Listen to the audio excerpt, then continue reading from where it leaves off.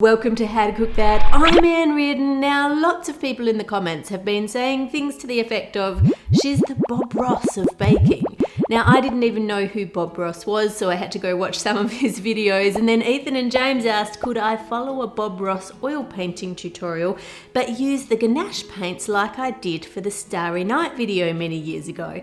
Now, in Starry Night, I actually piped it on. I didn't use brushes, but I can try. So first, let's mix the Bob Ross colours. He has titanium white, and I've made a big bowl of white chocolate ganache, which is just cream and white chocolate. But as you know, white chocolate is actually not white. And even if I add lots of white food colouring, and I mean lots of it, we still end up with a creamy white. But it's the best I can do, so our painting will just have to have a slightly warmer glow to it. Next is Prussian blue, which according to what I could see online is a super dark blue. Crimson, sap green. Now if you want to make this cake, I'll list all the food colours that I use to mix these colours out of ganache on my How to Cook That website, and the ganache recipe will be there for you too.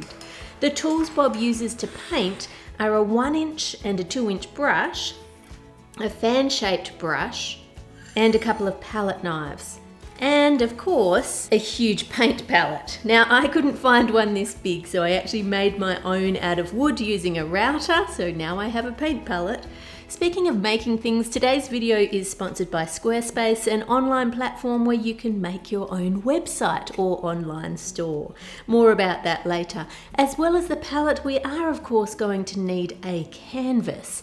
This is not an ordinary canvas, this is a board which I've screwed supports into, because I'm going to make this canvas out of cake. So we need some supports going across the cake so it doesn't just squash down to the bottom under the weight of itself.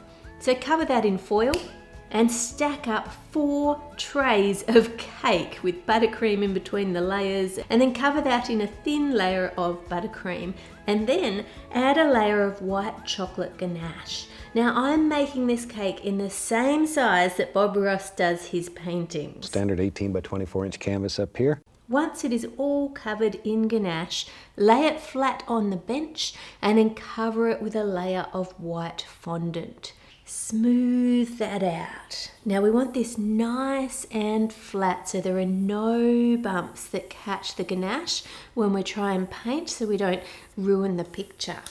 To make sharp corners on any cake, you just use 2 smoothers and you push one into the other at the corner, and you keep doing that, and it kind of just pushes that fondant or squeezes it together to get a sharper edge. See how much sharper that corner is compared to this rounded bit, and the more you do it, the sharper it gets. Put the cake back on the stand and we are ready to do a fantastic little edible chocolate ganache painting on a cake. The Bob Ross tutorial that I'm going to follow today is called Mighty Mountain Lake from season 16, episode 12. In all his tutorials, he starts by covering the whole canvas in a thin layer of white paint. Now, I'm not sure how that's going to work with fondant and ganache. It may just make the fondant sticky, but I'm going to try and follow the tutorial as best as I can. So I've made the ganache more liquid by warming it slightly and adding a little bit more cream to it. And now I'm just adding a layer across the whole cake, trying to get it as even as possible. Let's just drop in a happy little sky. Let's just do a fun painting today. Start at the very top of the canvas, working all the way across, making little X's, little crisscross strokes. Okay, let's put some Prussian blue on the 2-inch brush. Little crisscross strokes. His blends really nicely with the white paint he has underneath and kind of fades into it. I'm not sure if ganache will do that, but we'll give it a go. It's actually blending a whole lot better than I thought that it would. We have that nice gradient to the sky. What's next? So, maybe the water lives in our world. Oh, I'm not sure where it's going to be. I love how he just seems to paint with no idea of where it's going to end up. I always like to have an idea of what the finished cake is going to look like before I start, not just make it up as I go along. Oh look, I've got a bit of a dent in my fondant there, just like I was saying I didn't want. A canvas would be much easier to paint on than a cake is. Let's make some big old fluffy clouds that live up here in the sky. Some big old fluffy clouds in the sky. I must admit I'm having trouble getting the white ganache to stick onto the blue sky. Wet on wet isn't really working very well for ganache at all. I might need to do it a little bit thicker than he did and then try and blend it in a bit without wiping it all off. Don't overwork them now. We'll lift them, give them a little fluff. There we are. Giving ganache a little fluff doesn't seem to be doing anything. It's kind of set in place and it's not moving for anyone. You've obviously got to be a lot quicker working with ganache than you do with oil paints. His clouds look much better than mine do, but that's okay. What's next? Where's your mountain going to live? Maybe in our world. There it is. Comes right down here, wherever you want it. The ganache is not sticking to the moist fondant. It's just taking the blue off. Really push that paint in there. I can't push the paint right in there or it's going to make a dent or a hole in the fondant on my cake. That's not going to work. I've got to be gentle. I think I'm going to have to go thicker like I did with the clouds. That's better. Thicker layer of ganache, keep that in mind. It spreads a lot better than a thin one.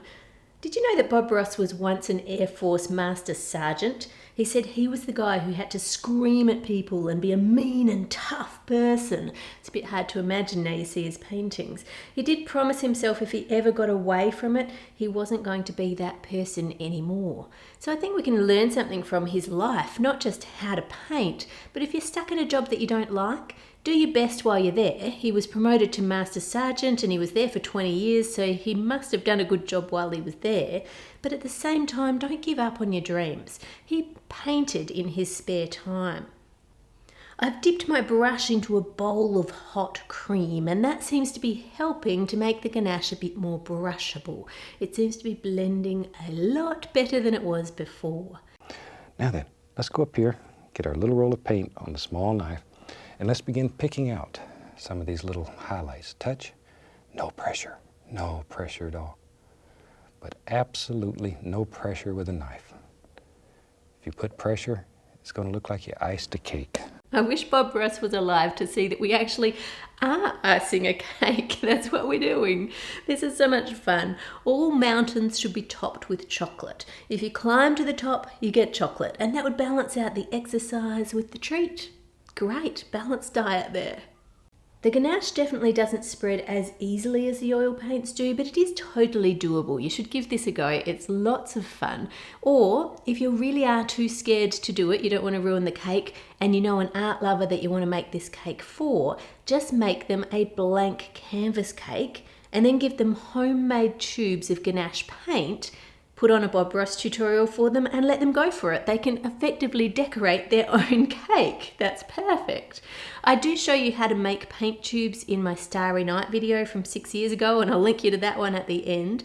And one thing I must tell you though, a little hint that you need to know, if you're going to make your own canvas cake, cakes are much, much heavier than painting canvases. So I've added a couple of extra screws to support the base of the easel here, just the bit that sits under the painting, so that it doesn't fall down. Imagine if it slid down and the cake went splat onto the floor. The only one who would think that was a happy little accident would be our dog. If you want to have a glacier, maybe, I tell you what, maybe he lives right along there. Make a decision, drop him in, just let him lay in there and sleep. There. I actually haven't painted a landscape since I was in high school. The ganache worked fairly well with the palette knife. It of course doesn't look as amazing as his does, but at least it looks like mountains. But now that we're back to brushes and blending again, this picture might go downhill quickly from here. Just, you've been forewarned. I'm just taking a clean, dry 2-inch brush and just tapping. Just tapping. I want to create a little mist down here at the base of this little mountain, big mountain. It's supposed to look like a fine mist. Not quite what we have. Now for some happy little trees using the fan brush. Again, I've heated this ganache up. Whoops, a little bit too runny. It's dripping down there. This is supposed to be a row of trees. Now, if I paint with the top of the brush, no ganache is transferring to the cake. But if I do it sideways, some is going on, but the trees are a bit bent. So we're like got a forest with a strong wind blowing. You can't expect it to be perfect out of chocolate. You can just do your best and then just keep going. Especially for anything with the brushes. You have to gently build it up, otherwise it doesn't stick and it takes it back to just the blue fondant. So just very gently dab on with plenty of ganache on the brush. Now wash the brush in hot cream, dry it off a little bit on paper towel and gently pull down to blur the reflection on the water. Then very gently brush across to blur it a little. I'm not happy with that big splotch that I dropped down on the water there, so I'm going to try and get that bit off, which it seems to be coming off for me. Pull down the reflections a little more and then add some fall colours along the base of the trees for the leaves that have dropped down off the trees there. Now the brush is not working for me very well, so I'm going to swap back to the palette knife and just kind of squash on some ganache and pull it up, and now it kind of looks like they're flames. Let's add a little bit of green and blend that in so it doesn't look like our forest is on fire. And now I'm going to swap to a piping bag for this. I just can't do it with a brush. We're supposed to add a line of chocolate dirt coloured line under there, under where the land is, where the land meets the water, and I just can't paint it with the paintbrush that fine. It's not working, but I know I can do it with the piping bag. And now a little bit of white. I'll try that with the palette knife again because you don't actually want a perfect line there, just a little bit of reflection on the water. Then a little bit of land right in the foreground of the picture, in front of the water there. I've heated this ganache again with a little bit of extra cream to thin it down. The problem I'm having is it's just not giving good coverage like you get with paint. So you can still see blue through it, whereas you use a dark colour with paint and you can't see anything through it. I'll add some Indian yellow over the top, and painting with a palette knife and piping bag definitely suits ganache, but the brush work not so much. Well, it's definitely nowhere near as good as a Bob Ross landscape painting, but considering that I haven't painted a landscape since high school, and it's not a canvas, and it's not paint, I think it turned out okay. What do you think? I always get asked in the comments, what do we do with the cakes once we've made them? I'm actually going to cut this one up into 6 portions and drop it over to some neighbours and friends. Most people are more than happy to help me with the problem of having too much cake in the house. At the moment we can't invite people over to eat it because of COVID-19, but that's all good.